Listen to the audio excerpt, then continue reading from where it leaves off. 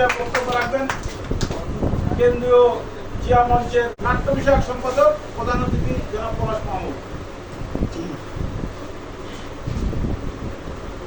প্রিয় সহকর্মীগণ, আসসালামু আলাইকুম। আমি তো ঝিকরগাছার সন্তান, কেন্দ্র থেকে আসে, জেল থেকে আসে। আমি যশোরের সন্তান। আমাদের আগামী দিনের প্রোগ্রাম এখানে লেখা আছে, শেখ হাসিনার ফাঁসির দাবিতে আমাদের একটা সমাবেশ, আমাদের দাবি তুলে ধরার জন্য। আমরা চাবো খুলনা বিভাগের মধ্যে যশোর জেলা একটা যেরকম সুনামের নামের সাথে জড়িত, সব দিক থেকে অগ্রগামী ভূমিকা রাখে যশোর জেলা। আমরা আশা করব যে আমাদের যত নতুন সংগঠন হলেও আমাদের স্পিড থাকবে বেশি, কারণ নতুনদের স্পিড থাকে বেশি। আমরা নতুন না, কারণ আমরা তো বিএনপির কর্মী, বিএনপির মানে সংগঠন, বিএনপির অঙ্গ। সো আমরা নতুন সেটা করবো না, আমরা মানসিকভাবে বাংলাদেশ জাতীয়তাবাদী দলের সাথে সংযুক্ত।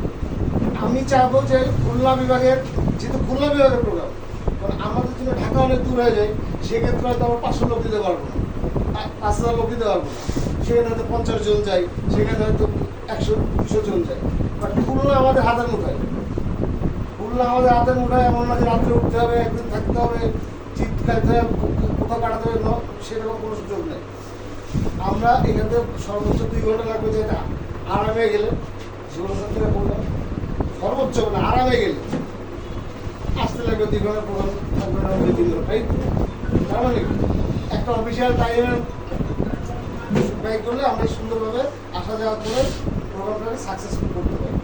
আমি যশোরের সন্তান হিসেবে আমি চাবো আমার মুখ রক্ষার জন্য না, আমার মানে আমি তো যেহেতু কেন্দ্রের, আমি সবার, কিন্তু আমি অবশ্যই চাবো যে আমার এই যশোরটা, তখন যশোর বর্তমানে ঝিকরগাছা দিয়ে হবে না, সমস্ত থানা, সদর থানা সব মিলে আমরা যশোরটা, যাতে আমরা যে জিয়া মঞ্চের একটা মানে অগ্রগামী একটা দল, আমরা যে শক্তিশালী একটা দল, সেটা আমরা অন্তত খুলনায় প্রমাণ করে দিয়ে আসবো।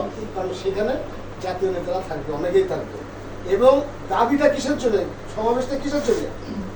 ফ্যাসিস্ট হাসিনার ফাঁসির দাবিতে। ওই যে বললো আমার ভাই যে আওয়ামী লীগের সবই তো খারাপ, বললাম অ্যাকচুয়ালি মুখ নষ্ট করে লাভ নেই।